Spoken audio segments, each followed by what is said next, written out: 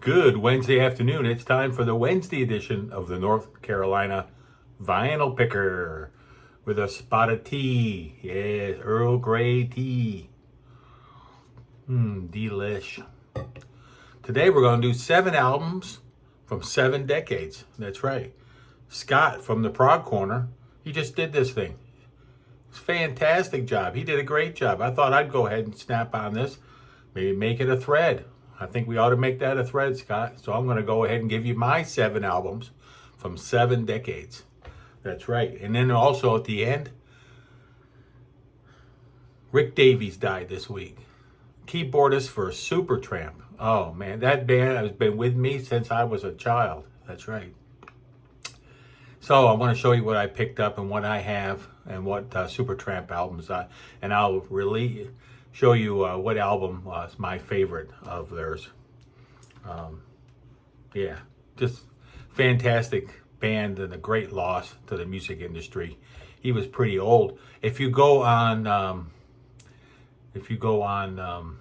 YouTube, you will find and put in Rick Davies. You'll put in a concert that he did by himself and another couple people on stage, and it was just a few years ago, if not a year ago or so, where he does a bunch of his old songs. So there you go. It's pretty good. I just watched it. Like, it wasn't that long ago. I watched it and I said, thinking to myself, man, Dave Cousins just died, and now Rick Davies. 2 of my music heroes, if you could have heroes as musicians, I guess. So let's go ahead and get right into it. 1960. The Picker was he was still kicking and trying to get out of the crib. He was a young lad in the 60s. That's right. Just a wee little boy with pinstripes on his diapers. That's what I tell people. That's true. I did have a pair of shorts that had pinstripes on them. I was probably more like about 8 or 9 though. 1960. Maybe we should digress a little bit. I don't know. 1960. What's my favorite album? Well, I had in the running up, 1960, Revolver from the Beatles. Wow, how can you beat Revolver?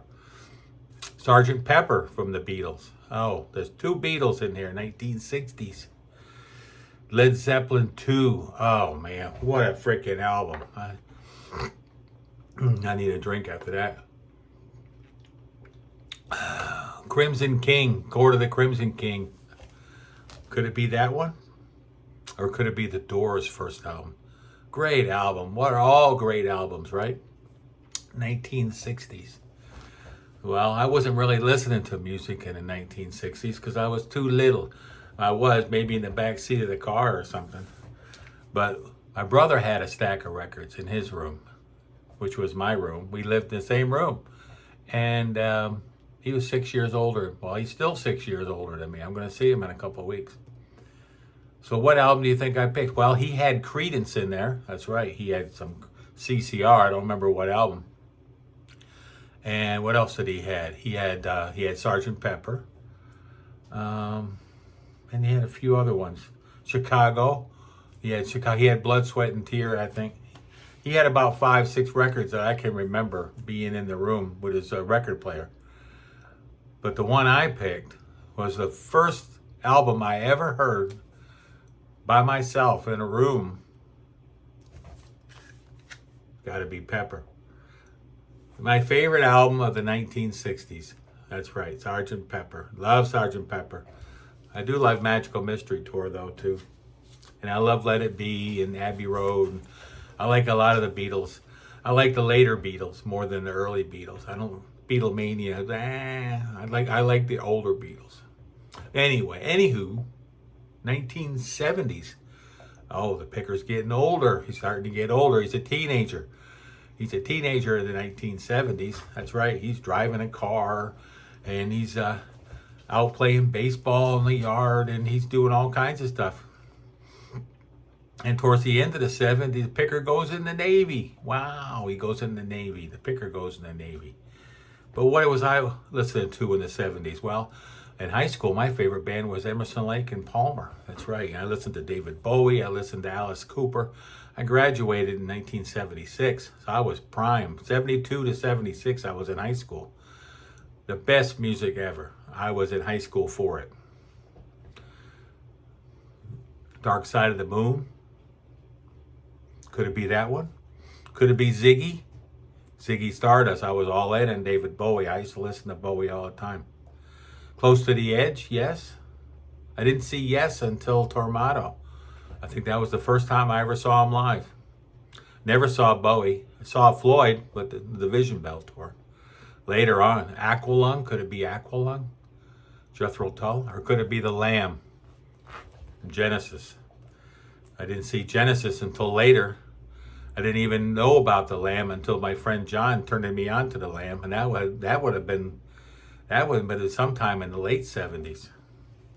But album I'm picking for my favorite album of the 70s, which one do you think it is? Drum roll, please. It's got to be Dark Side of the Moon. I played this album more than any other album in my entire life. This is a quadraphonic copy I got. It's a German press, and I got it from Harvest Records, and he had like $35, $40 on it up on the wall, and I couldn't get it down fast enough. It's got a little bit of thing up here. I could use a marker on that probably. This thing sounds fantastic. I've never heard Dark Side sound better than I heard it on this. The best ever. Ever. And I got another copy here. This is from the Netherlands. It's a white pressing. Pretty cool, huh? Yep. I'll show you two of those. 80s, 1980s. Wow, now what's the Picker doing? Picker is full blown in the Navy. That's right. Those old 10 years. Ronald Reagan. That's right. Saving the world from tyranny. Right. Ended the Cold War. Single-handedly. I was on 5 Navy ships. Yeah, I was a busy boy in the 80s, and I had plenty of time to listen to music. I listened to it in my rack on the ship all the time with headphones on, CD player. I listened to cassettes. I listened to vinyl, all kinds of stuff. Listened to plenty of music, had plenty of music. My first record collection was in the 80s. Misplaced Childhood came out in the 80s. Marillion, the second wave of prog, early prog of the 80s. The Dreaming, Kate Bush. I've mentioned that many times. That's my favorite Kate Bush album. What else I got on there? The Wake. Oh, The Wake is a great album. IQ. They were involved with the second coming of prog music. Neo-prog, that's what they called it. 12th Night was another band that was fantastic. There were so many of them that came out all at one time.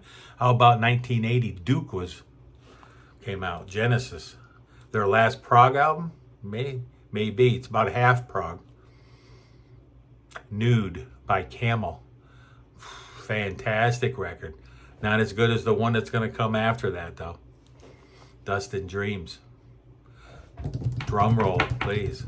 What was the Picker listening to in 1980? What was his favorite? Because I was there. And if you're a lot younger, you weren't even around. You weren't even around in the 80s.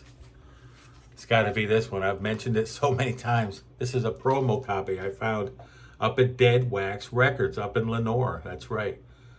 Go up there, see the man, buy some vinyl. Great store. The Dreaming, Kate Bush. It screams 1980s. Great album with a Fairlight. Oh my goodness. 1990s. The Picker was still in the Navy. The Picker was getting ready to get out of the Navy. Retire. That would become towards the end of the decade. 1980s. No, I mean 1990s. 1990s. Everybody was listening to what we listening to. People were listening to grunge. I wasn't listening to grunge. I was still a holdover from the prog, the neo-prog probably by this 1990s. In 1990s, we had a band called Porcupine Tree that came into my brain. I was down in Orlando one day and I saw the album Signify on CD. I said, I have to give that a listen. And I brought it home and played it, and I haven't turned my head because I'm going to see Steven Wilson in 2 weeks because all Porcupine music is all Porcupine Tree music. It's all Steven Wilson music. Thrax by King Crimson came out in the 90s. I saw that tour with my nephew down at the Tupperware Center down in Kissimmee. Florida. Fantastic show. Robert Fripp told me to take off that button. I had a Pink Floyd button on my jacket. He told me to take it off. It was throwing off his timing. So I talked to Robert Fripp that day. 1990s, Robert Fripp. What else we got in 1990? Dustin Dream by Camel. Great album. I got it coming in the mail because you can only get it on CD.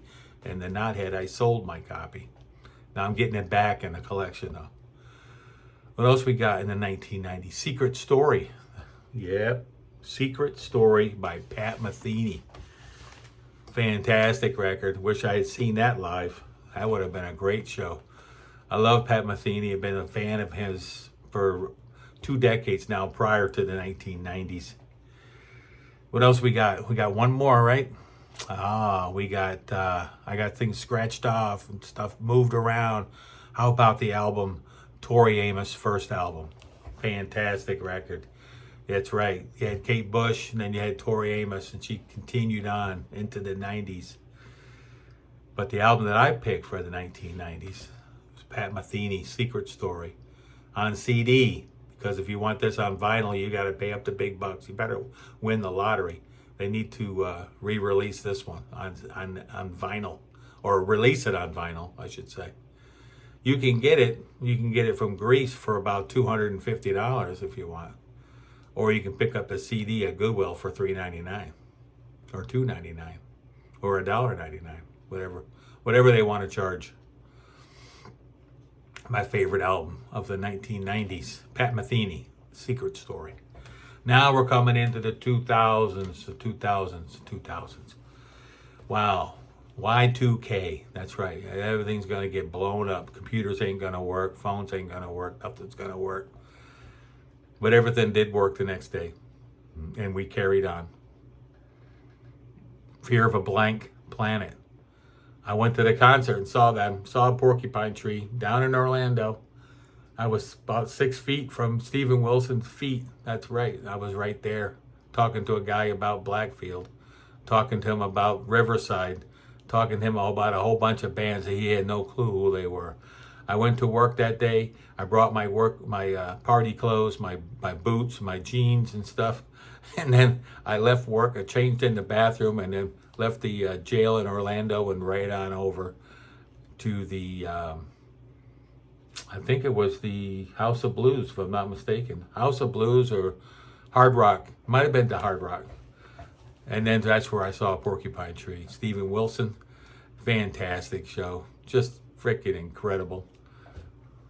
What else we got in the year 2000? Scarlet's Walk, Tori Amos's third album, fourth album, something like that. Fourth or fifth album.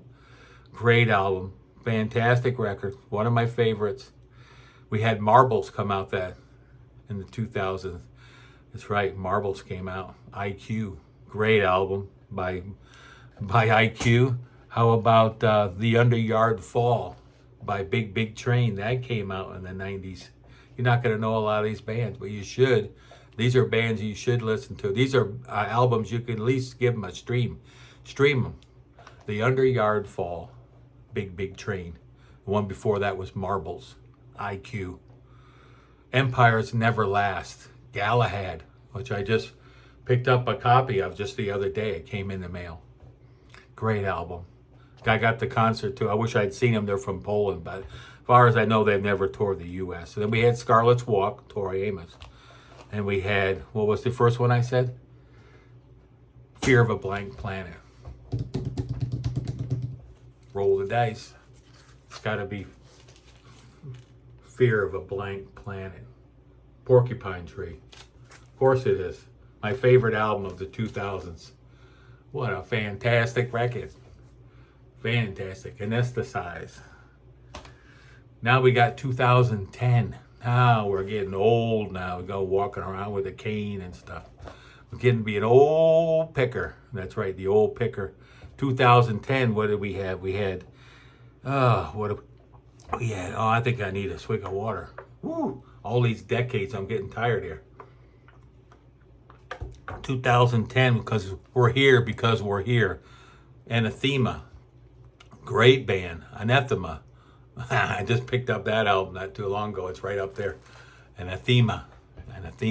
We're here because we're here. That's right. How about Fear? That's a fantastic album by Marillion. Woo, I saw that concert down in Orlando. I saw that one with Steve Hogarth at the helm. Love, Fear, and the Time Machine, Riverside. That came out in the 2010s. That's a fantastic Riverside album. Another album you should write down, Love, Fear, and the Time Machine. How about Dimensiono? Dimensiono. I just showed this album just the other day, just last weekend. I just got that in the mail, the vinyl. I told the story about me and my nephew. I used to have it on CD. I sold my CD. I wish I had kept it. I wouldn't have had to bought the vinyl. What else we got from 2010? Did I mention all of them? I think so. That's 5, right? Okay, which one do you think wins? Which one do you think wins from 2010? Which one do you think wins? Oh, this was number 10. This one here. Yes, this one here, The Raven. I didn't show The Raven. This is the one that wins from 2010, The Raven. That's right. Fantastic record. Didn't see this tour. The Raven That Refused to Sing and Other Stories. The perfect prog album. This may be perfect, more perfect than anything from the 70s. I mean, it's so perfect. You know, it's like close to the edge perfect. It's perfect. The best album from the 2010s. What about 20s? 2020s. What do we got from 2020s? Well, we got my top 10, which I got my top 9 right here on the wall behind me. Look at here. Look at here we got. I'm going to tell you which one's my favorite. This is the current ranking right here. And that's the Agropelter. That's right. You got Agropelter. You got Steven Wilson. You got IQ. John Anderson, the Band Geeks. You got Riverside. Pink Floyd. Nat Sylvan. A reissue of Yezda Urfa. And David Gilmour, Between 2 Points. Which one do you think wins? Well, for my money and my bang for my buck, out of all those 9, this is a weekly. I'm going to give you my yearly, and it's going to be the man I'm going to see right up there. Steven Wilson album, The Overview. That's what I'm going to be seeing here soon, in 2 weeks. So there you go. There's my 7 decades, 7 albums. Scott, thanks for the video. I really enjoyed yours, and maybe somebody will carry this on and move it forward. So now I'm going to show you some records. And if you're still with me, hopefully everybody's still with me. We're 18 minutes in. Holy moly, we'll go through these pretty quick. We're going to start. We're going to start with Supertramp, Indelibly Stamped. That's right, their first album, Great Tattoo Lady. Supertramp, their second album, Crime of the Century. Probably their best album, but not my best album, not my favorite album. And this is an original master too. This thing sounds incredible. I think I got it for like $15. I got a deal on it. Here's a Jap copy of it, Japanese copy of Crime of the Century. My favorite, Crisis, What Crisis? Soapbox Opera. That's my favorite song of theirs, a soapbox opera. It just happens to be on this album. This is a promo, white label promo. I picked up these 2 copies when I was at a record show, and one of them is from France. This one is from France. The guy had 2 of them. They were 15 a piece. I said I'll take them both. This one here is from, I don't know where this one's from. Spain, maybe? New Zealand. It's a New Zealand press. Yes. Kiwi. It's a Kiwi press. Oh, here comes our next album. Even in the Quietest Moments. Fantastic record. It's got the Fool's Overture on here. Then you got the big behemoth Breakfast in America. And then I found this record up in Boone, North Carolina, 1978 tour. I found this up there. It's a promo, I guess. Some kind of bootleg promo or something. And sounds really good. I was shocked. It wasn't that much money, but I brought it home. I said, it probably ain't going to sound too good. It sounded good. Supertramp Paris. That's right, Paris. A lot of my shipmates when I was over in France went to Paris, but not me. I was hanging out in the bars and stuff. Oh, buddy. The old picker, the old chief, buddy. Supertramp. That's right. Famous Last Words. Final album with Roger Hodgkin on that, Famous Last Words. Brother, Where You Bound? This album here features David Gilmour on it, if you didn't know that. David Gilmour's on this album, Cannonball. That was their big hit from this album after Hodgkin left. And here's the EP for Cannonball. 12-inch EP, buddy, back in the day. Yeah, we had them back in the 80s. We had 12-inch EPs. Free as a Bird.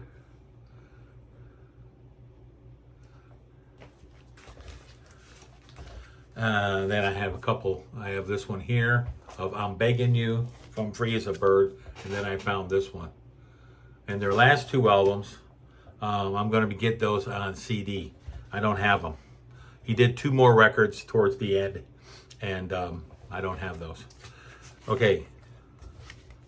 Here's the 45s I got. This is free. We'll start from back, the newest, and we'll go back to the oldest. How about that? Free as a Bird. 45. I got me some Supertramp now. Cannonball. My Kind of Lady. It's Raining Again. Was like a top 40 song for him. Goodbye Stranger. And Supertramp. Logical Song, right? I think so. Yeah, Logical Song. Interesting factoid. I'll show you something here real quick before I say goodbye. If you look, let me get the album. It'd be better if I get you the album. I think I've shown this before. Somebody put it out to me.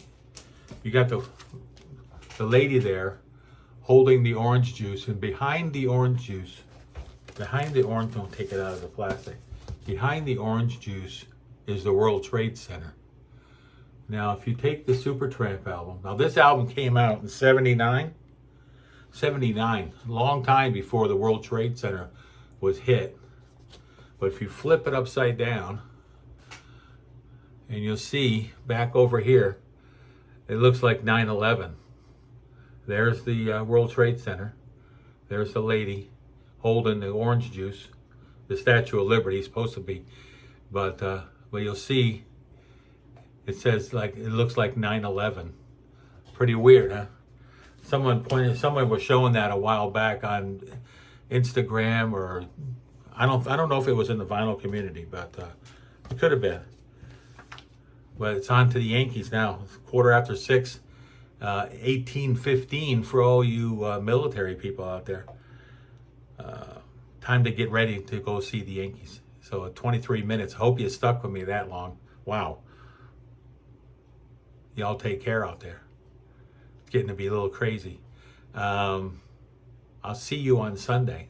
I'm going to have a new show. I'm going to try to bring something to the table, but that's only if the mailman brings me something, because I don't plan on going out to no stores. So I should have a few things to show you. I got something in the mail today, so that's number one. Today's Wednesday. I think I had a CD come in already this week too. I had 2 CDs, and I got 2 CDs and an album. So there you go. That's a show, right? That's a show. That's all I got. Take care out there. We'll see you soon. Support those troops, and because we might be needing them real soon. See you later. Bye for now. Picker, I'm gone. I gotta go. I gotta go. Get my snacks. Get ready for my ball game.